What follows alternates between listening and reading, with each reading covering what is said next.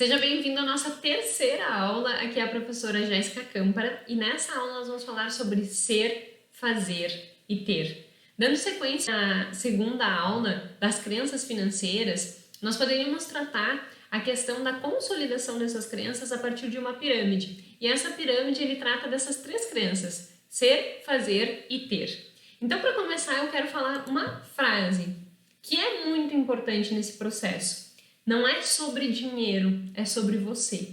Como eu falei, o dinheiro por si só, o valor monetário, ele pouco quer dizer sobre o que a gente é, o que a gente faz, o que a gente deixa de fazer. Agora, a percepção que eu tenho sobre ele e a forma que eu ajo em relação a ele, isso sim é o que constrói o contexto em que eu vivo. Então não é sobre o dinheiro, é sobre você. Como você lida, percebe e sente o dinheiro. Então fica essa reflexão inicial para nós entendermos as crenças, elas são autorrealizáveis e ela determina a nossa mentalidade e o nosso comportamento.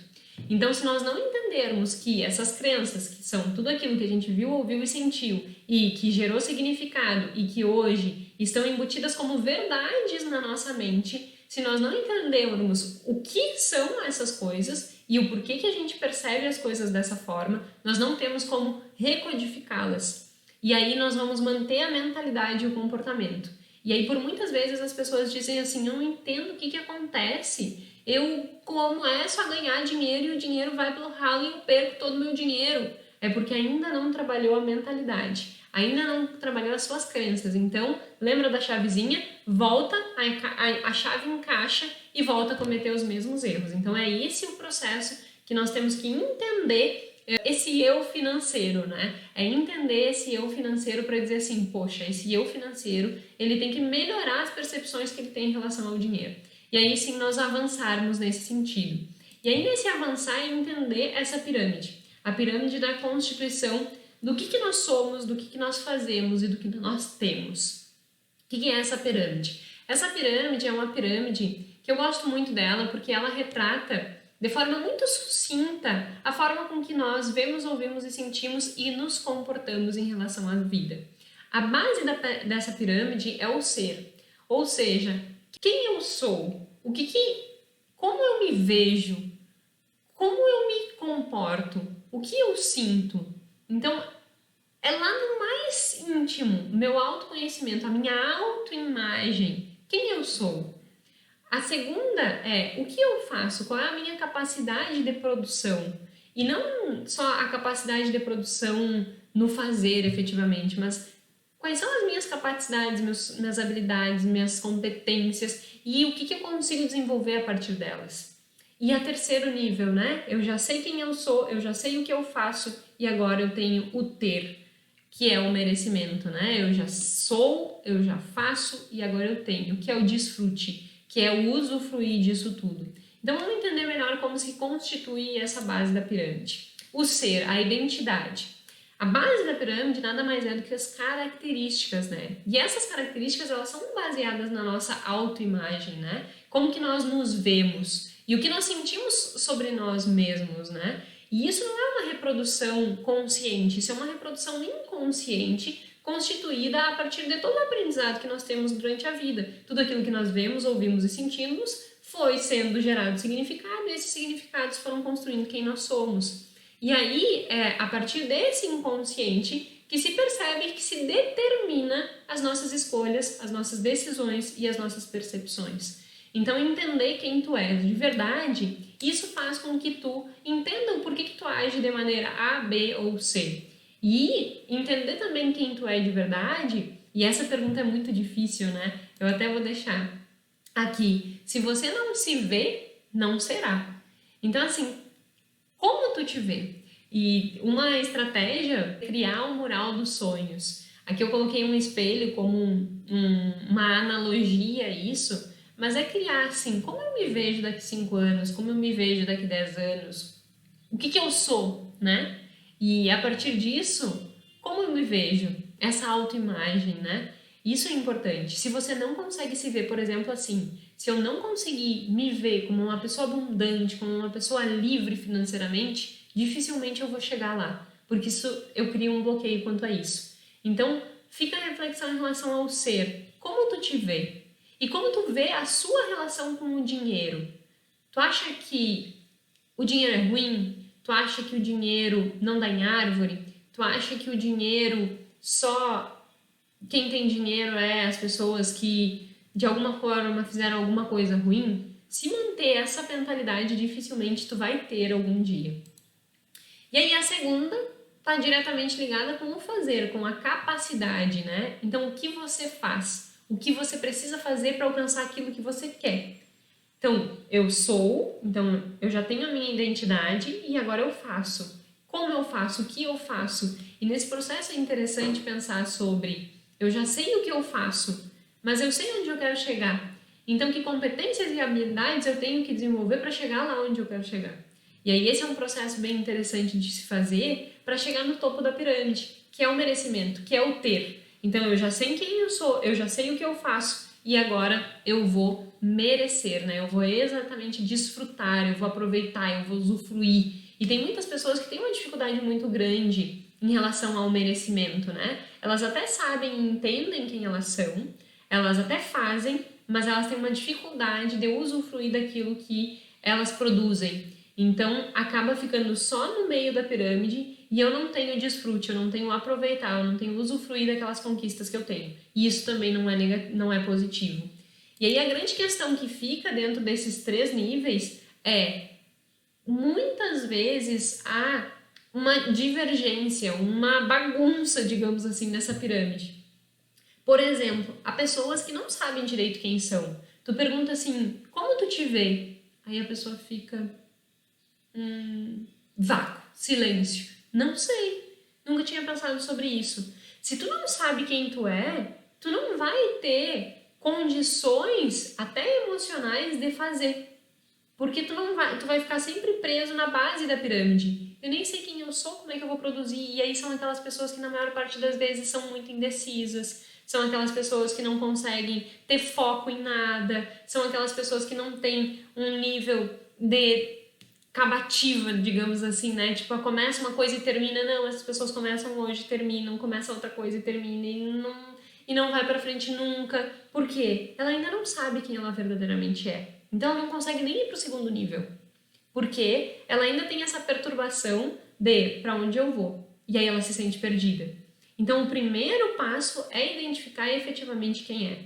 Aí tem pessoas que, por outro lado, focam muito no fazer. Eu faço, eu produzo. Só que daí não se percebe, então tem uma dificuldade às vezes de entender, olha só, eu tô produzindo, fazendo isso, mas eu poderia fazer melhor. Eu poderia desenvolver outras capacidades e habilidades. Mas por que ela não faz isso? Porque ela não tem a base da pirâmide bem sólida. Ela só quer fazer, mas ela não sabe quem ela é. Então ela não tem uma autoavaliação sobre ela mesma. E aí fica só produzindo, não desfruta e aí não consegue ter o merecimento de usufruir e também, da mesma forma, não consegue se identificar, né? Então ela fica só no fazer. E um outro problema é quando a pessoa fica só no ter. Eu só quero ter, eu mereço. Quando a pessoa fica só no meu eu mereço, só no desfrute, ela vai ser uma pessoa vazia. Ela vai ser uma pessoa sem propósito. Ela vai ser uma pessoa que tu pergunta assim, tu tá feliz com o que tu tá fazendo? Não. Coisa bem boa sair do trabalho e viajar e fazer qualquer outra coisa. Ela só quer o desfrute, mas ela não tem prazer no processo. E aí, dificilmente ela vai ser uma pessoa, ela pode até ter muito dinheiro, mas dificilmente vai ser uma pessoa realizada, porque ela tá só focando no ter. Então, percebam a importância de constituir essa pirâmide passo por passo, identificar quem tu é, o que é importante para ti, o que é relevante para tua vida, quais são os aspectos que são inegociáveis, quais são os teus valores, qual é o teu propósito. Definiu a base? Agora vamos pro topo. Bom, eu já me conheço, eu já sei quem eu sou, agora eu vou ver o que eu faço. E aí, nesse processo de fazer a capacidade, competências e habilidades para implementar. E aí, fiz tudo isso, agora eu posso usufruir com tranquilidade, com sabedoria, e olhar para tudo aquilo e desfrutar com aquele sentimento de missão cumprida. Então, essa estrutura dessa pirâmide faz com que, se ela estiver alinhada, a gente consiga alcançar aquilo que a gente sempre tem como propósito, que é realmente chegar na abundância financeira, na liberdade financeira, né? E é importante falar sobre isso. A abundância financeira não tem a ver com o valor do dinheiro, né? Eu já falei essa frase. É sobre como tu lida com o dinheiro, não é sobre o dinheiro, é sobre você. E aí esse desfrute. E aí aqui eu coloquei o resuminho do que eu falei ali, né? Ser identidade, se a pessoa não sabe quem ela é um eterno buscador. Se ela só foca no fazer, na capacidade, ela trabalha muito e não chega a lugar nenhum.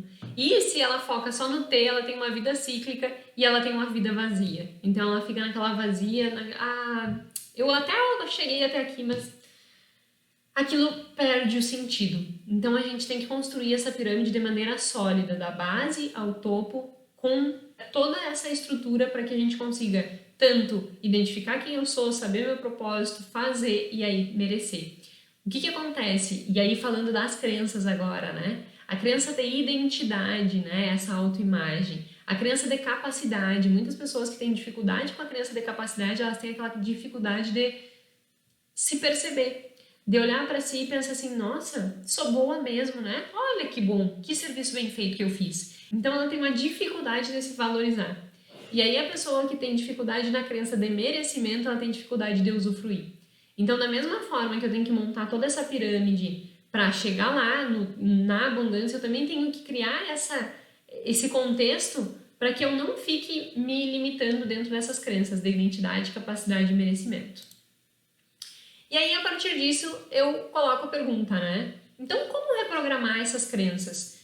Na segunda aula, nós já estávamos falando da questão das crenças, né? De como eu vejo o dinheiro, de como qual é o valor que o dinheiro significa para mim e todas essas questões. E aqui a gente falou do ser, do fazer e do ter. Mas como que a gente pode reprogramar todas essas crenças? Por onde começar?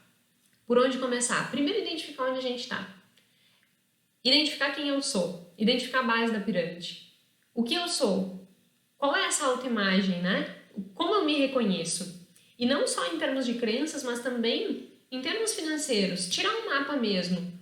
Qual é a minha situação atual? Quanto eu ganho, quanto eu gasto, quanto que eu tenho de dívida? É erguer realmente lá o tapete e ver toda a sujeira que está ali embaixo. Fez isso, fez esse mapa inicial. Onde é que é? Bom, aí a gente vai. Onde é que eu quero chegar? E o que eu preciso fazer? Esse é o caminho para a gente começar a reprogramar as nossas crenças. E no processo de reprogramar as nossas crenças, a gente tem que fazer algumas coisas. Por exemplo, em relação aos nossos sonhos. No processo de ressignificar o valor do dinheiro, reprogramar as nossas crenças, nós temos, como eu falei lá no início, as crenças elas são constituídas a partir daquilo que a gente vê, sente e escuta. No entanto, o nosso cérebro ele não distingue o que é real do que é imaginário. Então, se eu começar a criar no meu imaginário um contexto de vida diferente daquele que eu vivo e ter aquilo como uma imagem, aquilo vai se consolidando como uma crença. Por isso que as pessoas falam tanto de criar a moral dos sonhos, porque tu começa a ver aquilo e as crenças elas são autorrealizáveis, então tu vai criando um contexto para chegar naquilo que tu tá imaginando. Então, aquilo que tu imagina, tu reproduz como verdade e tu age. Então, a grande questão é nós recodificarmos aquilo que nós criamos de significados negativos e partir para significados positivos e nesse processo ir criando uma nova realidade que a gente quer chegar. Esse processo de reprogramação de crenças, ele vai fazer com que tu mude o teu padrão mental, mudando o padrão mental, vai mudar teu comportamento. Então essa é uma primeira estratégia. E aí a partir disso, é começar a ser realmente protagonista dos teus resultados, né? Começar a pensar assim, bom, eu tenho isso, eu já identifiquei onde eu tô, já identifiquei as minhas crenças, já identifiquei quanto eu ganho, quanto eu gasto, qual é a minha dívida. E agora, o que eu vou fazer daqui pra frente? E aí tomar as rédeas realmente da sua vida, né? E ter autorresponsabilidade. Não é assim, por exemplo, tem um problema, tem um processo, tem uma dívida. Ai, eu não entendo. Ai, eu até pedi pra mulher do banco lá dar uma olhada pra mim. Ai, eu pedi pro gerente do banco dar uma olhada pra mim. Vai lá tu e olha, seja autorresponsável. Tudo aquilo que estiver no teu nome e tudo aquilo que tu ter de consequência na tua vida, a responsabilidade é tua. Eu coloquei ali a foto do menininho com a flor murcha, né? A responsabilidade, claro, é uma criança, né? Só uma reprodução. Mas a responsabilidade da flor tá murcha é falta de água. E a responsabilidade sobre as nossas consequências na nossa vida é porque a gente não tomou alguma atitude em relação àquilo. Então, é tu olhar para a tua vida, para as tuas decisões e para as consequências que tu tem e saber que o único responsável sobre aquele aspecto é tu. E só tu consegue resolver. Então, é ter essa autorresponsabilidade para conseguir ir desbloqueando tudo isso, todos esses padrões mentais que foram mantidos até agora. E aí, a partir disso, sim, começar a construir um novo contexto de vida. E é importante ressaltar que não são só as crenças que direcionam essas nossas decisões, mas há também questões mentais e estruturas externas que nos levam à tomada de decisão. E que se nós entendermos qual é a nossa crença e qual é a nossa percepção de mundo em relação ao dinheiro, em relação a todos esses contextos, nós também vamos melhorar as nossas decisões em relação a aspectos que são mentais, inerentes a qualquer ser humano. Então eu convido vocês agora a assistir a 4ª aula que a professora Ana vai passar falando sobre Sistema 1 e Sistema 2. Então acompanhe a próxima aula que vai entender um pouquinho sobre isso.